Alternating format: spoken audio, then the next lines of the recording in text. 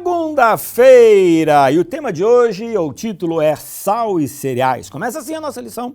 Levíticos capítulo 2, versículo 13, apresenta uma instrução curiosa e fascinante. O sacerdote sempre deveria incluir sal na oferta. Bom, vamos entender um pouquinho sobre isso? Vamos aqui para o nosso comentário bíblico adventista para que a gente possa compreender por que tinha que colocar sal. Venha comigo aqui, ó. Diz assim, ó. Em sua propriedade de preservar, o sal é o contrário do fermento e do mel. Porque você vai ler em Levíticos capítulo 2 que não era para colocar nem fermento e nem mel.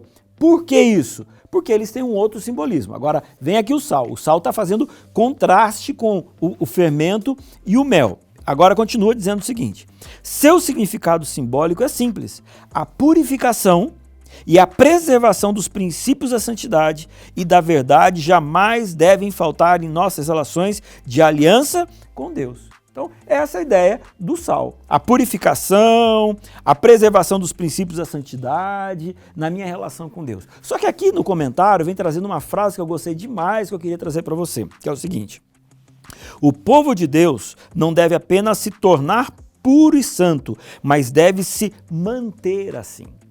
O sal, ele, no passado, muito mais do que hoje, ele tinha essa propriedade de fazer com que uma carne não estragasse, então ela ficava toda salgada, ou seja, ela tinha a propriedade de manutenção.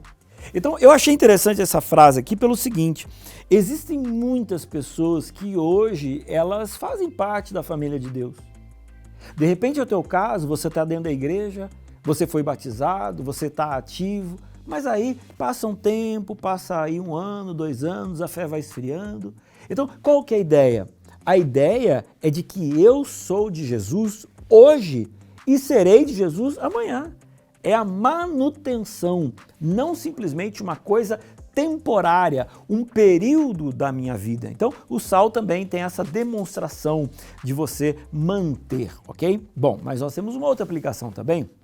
Quando a gente olha para os evangelhos, a gente percebe claramente, né, de que nós devemos ser o sal. O que isso significa? Significa dizer que a gente deve fazer a diferença aonde a gente está.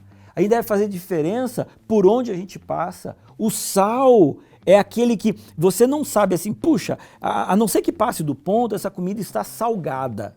Mas quando ela está no ponto, o sal ela dá mais sabor. É essa que é a ideia, entendeu? Então, nós como cristãos, nós deveríamos ser o sal.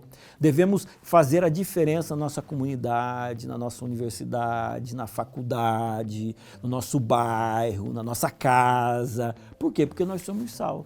E como é que eu posso ser sal? Eu posso ser sal basicamente de 2 formas. A primeira delas, levando as outras pessoas a mensagem de Jesus que mudou a minha vida.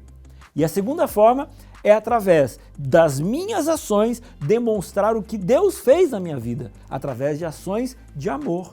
Então, você e eu somos chamados a sermos sal e fazer a diferença neste mundo, fazendo com que o Senhor seja conhecido e com que as pessoas possam ver em nós uma parte de Deus aqui na terra, amando, cuidando, se interessando pelas pessoas, abraçando os que precisam de abraço, dando alimentação a quem precisa de alimentação.